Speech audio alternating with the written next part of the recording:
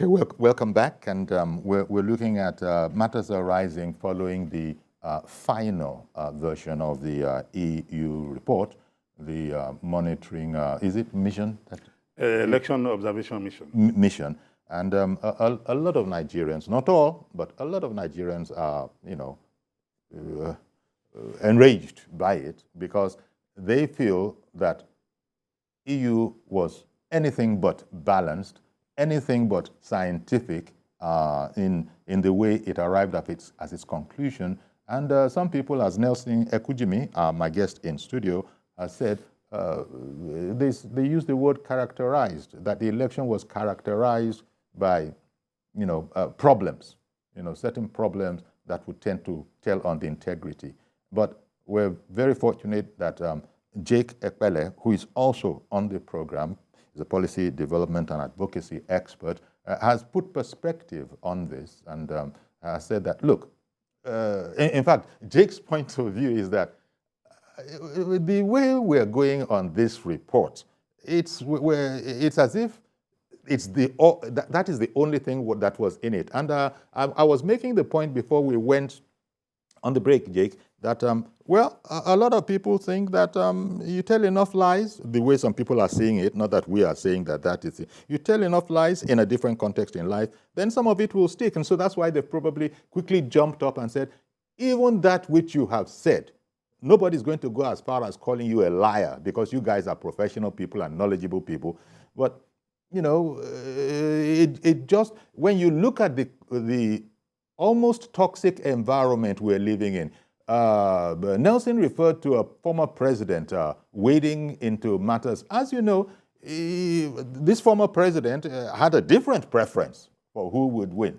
And even after the election, he has still not been pacified. He has said that, you know what, actually, if somebody else had won, he thought that person would have been better for Nigeria. So, Jake, this is the environment in which we're operating. Surely you can see why some people are very thin-skinned about this whole thing. I like to also say that I'm a critical stakeholder, and I do have insights into the electoral process, and we provided everything we can to INEC in particular to ensure an inclusive election. I sent out 700 observers across the country.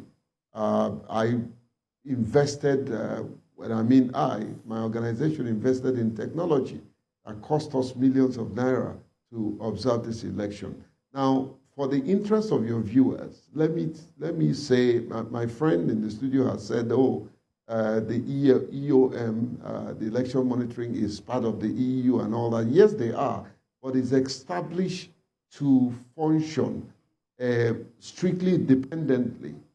For instance, when they came in here last year, not necessarily in January. They came in last year and met with all the critical stakeholders.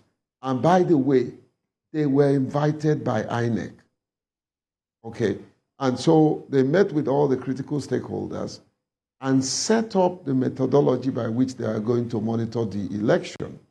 They ran it by most critical stakeholders.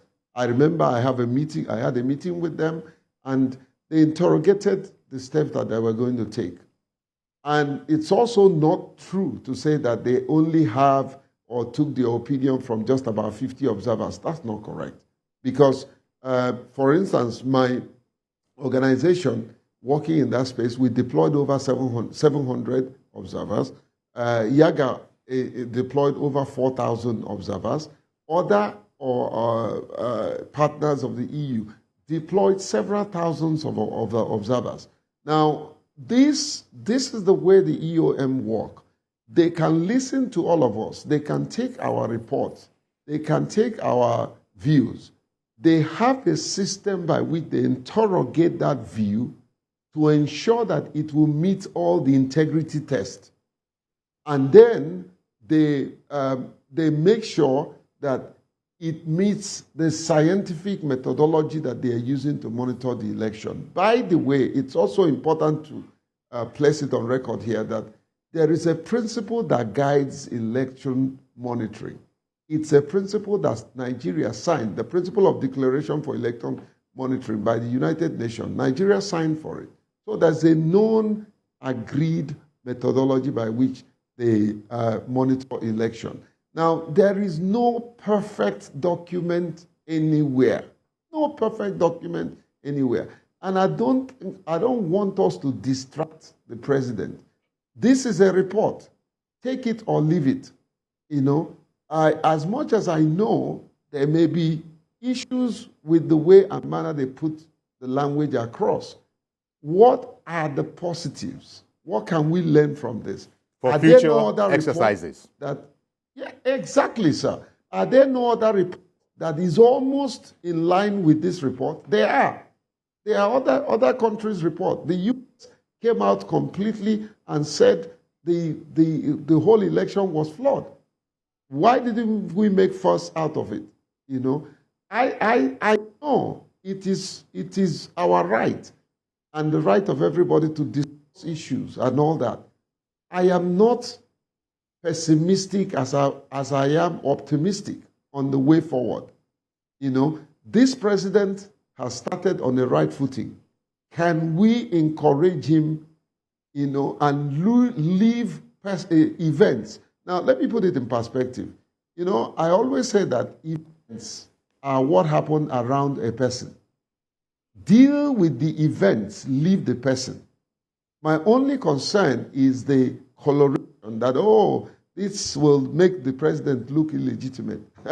Forget it. The man has the carrot and the knife. Allow him to lead the country. There are more problems we have to solve now than the problem of report. Let's solve the problem. My call is simply for the president to call for all the reports of the electoral reports, electoral system reports. Call for all of them. You have a strategic team. Let them sit down in a room. Look at all those reports. Not necessarily the electoral, I'm talking about the electoral system, like the Ways report. You know, sit down, look at those reports. Are there gaps, taking into consideration emerging issues in the electoral system? Are there gaps? Then look at how those gaps can be met. Probably put a smaller team to now look at that, call for people's opinion and views and papers so that they can thoroughly interrogate the electoral system, you know. And we have a lot more issues in INEC that we need to deal with. Indeed. Issues like how reckless the recs can be, you know. There was a disconnect between the recs and the INEC chairman. Yeah, my brother, I always say that the recs, not all of them, some of the recs actually raked this election. They are responsible, they are solely responsible for some of the things that happened. Okay? Now, the appointment of recs makes it practically impossible for the INEC chairman to discipline them. We need to look at that.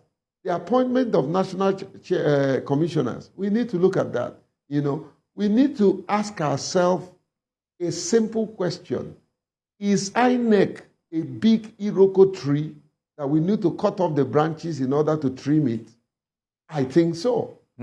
Are there individuals in INEC?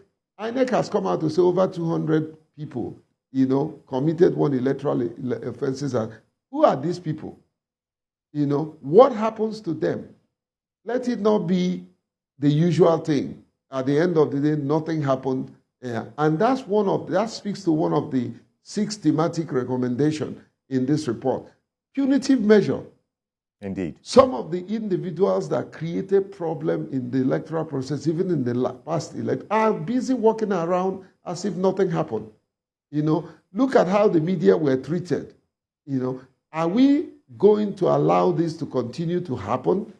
And there's a saying that it's only a madman that takes a bottle, throws it up, puts his head, and think it won't break his head. If we keep doing the same thing, you know, trying to defend our own at the expense of the country, we will not make progress. This country is greater and bigger than any individual.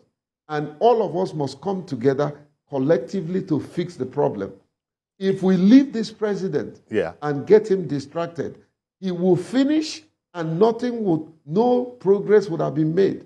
Okay. Let's come together collectively and help him to see how he will rule this country and get us out of the quagmire that we have found ourselves. This is the truth. I see the continuous agitation and unnecessary bickering as capital distraction.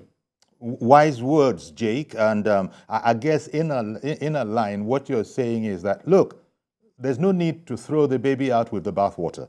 There are some positives in there, such as you've just been enumerating in the past few minutes, that we can interrogate, examine, and see what we can do with them for upcoming exercises. And you've made the point, Jake, I think at the very, very top, that look, you're not speaking for the EU or the EU EOM. You're not speaking for them. But all these people that your organization included, Yagi and all of them, were they working, as it were, for the EOM? Was that where they were submitting their reports to? And was this, No. I have someone in studio here who also, whose organization also observed. I wondered, because they had, very, very few, compared to the 176,000 odd centers, they had very few actual people on the actual boots on the ground. So how does that work? Were your reports yours, or were you furnishing them with the reports? No. They didn't even bother to. My report is almost about 70-something pages. They didn't even bother to read them. Like I said, the way it works, one, we don't work for the EOM. In fact, during the election, even the EU ambassador was not allowed to be in their midst, not allowed to make any statement around the election. The EU ambassador, quote me, I said so. Secondly, all of us as partners of the delegation here in Nigeria were not allowed to make any. We didn't influence any process. All right. They can look at our report. They can hear whatever we say, but they always make an independent opinion. All right, an then. Independent report. Okay. I just wanted to clear that. No, nothing like that. Exactly. No. I just needed to clear that. So, Comrade Nelson Ekujimi, Voters Awareness Initiative was your that was yes.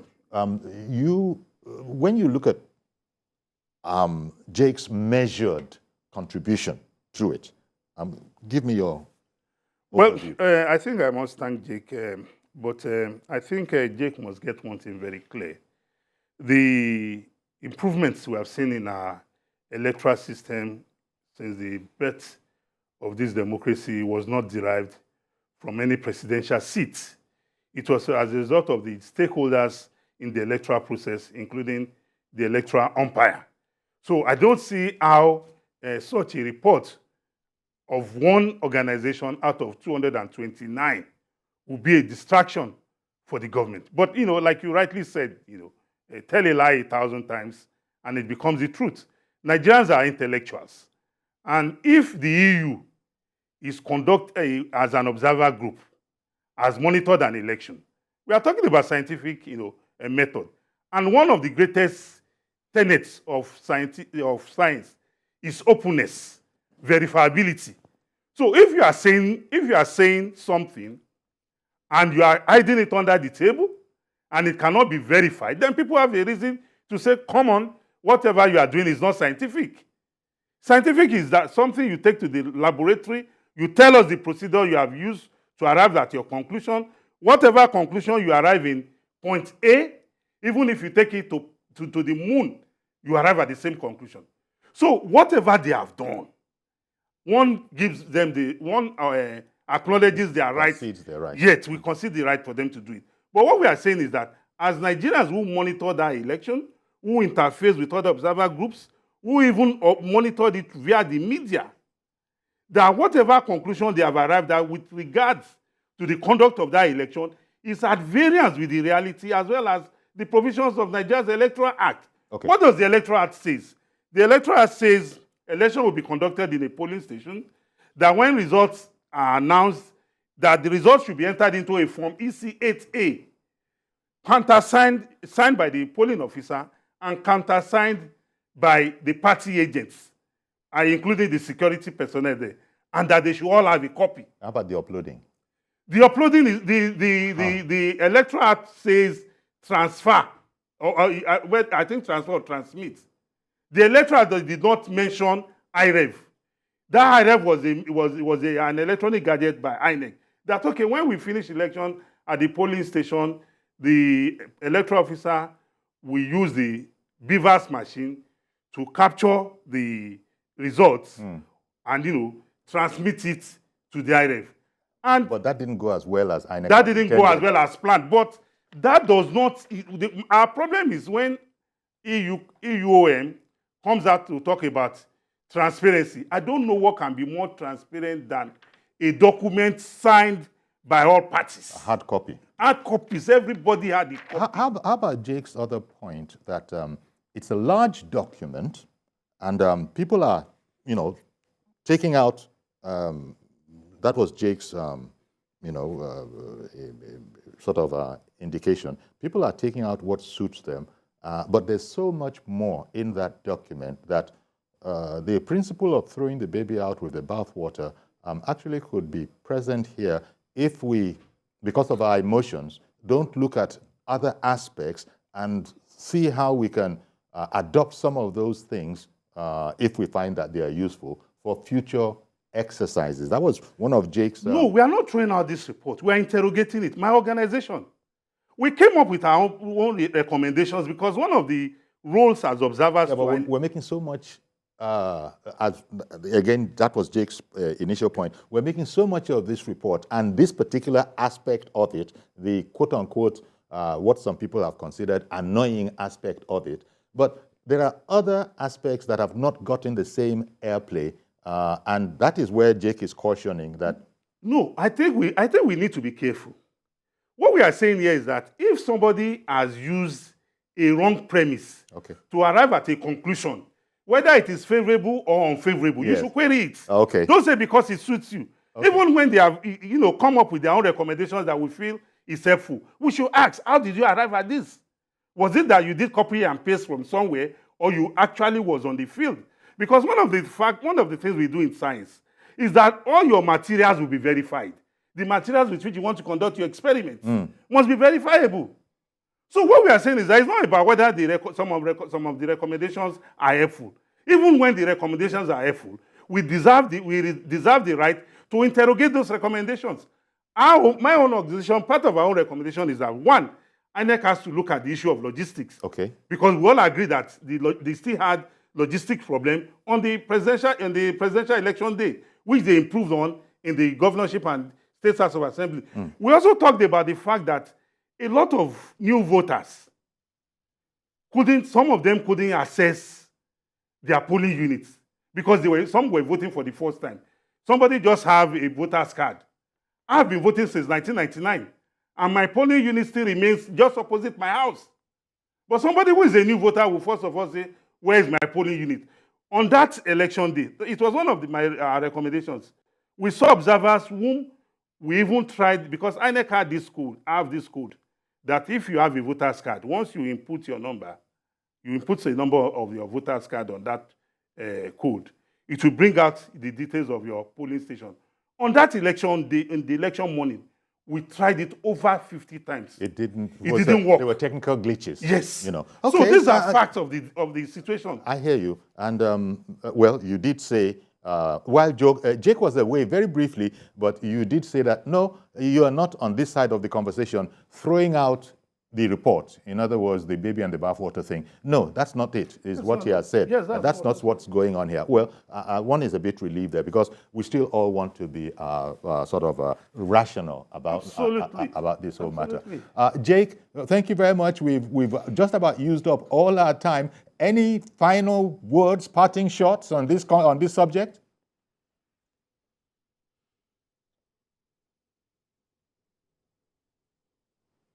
Oh, Such a pity. How do we fix that? Can you hear me? Yes, now I can. Now I can. Yeah, okay. I said there's one thing that Nelson and I have agreed, and it's the fact that there were glitches, Absolutely. technological glitches. Yeah. That in itself is a problem. How do we fix it? That's right. That is why we need to interrogate the system, call a spade, find solution. The more we try to make a fuss out of this report, the people who wrote the report have gone back to their country and they are fixing their own country. Thank you very much, Jake. Period. Really appreciate you and your time this morning. Mr. Jake Ekpele, Policy Development and Advocacy Expert. Thank you very much. All right, then. And Thank you, sir. In studio here, Comrade Nelson Ekujimi, political analyst, election observer. In fact, under the auspices of Voters Awareness Initiative, if anybody is looking for hard facts, because this one now we have to be careful about our facts because we're busy. Voters Awareness Initiative. There you go. Thank you very much, Nelson, for coming on as well. It's a pleasure. So that's our program today. Please join us tomorrow for a fresh edition. I am Yori Folari. Bye-bye for now.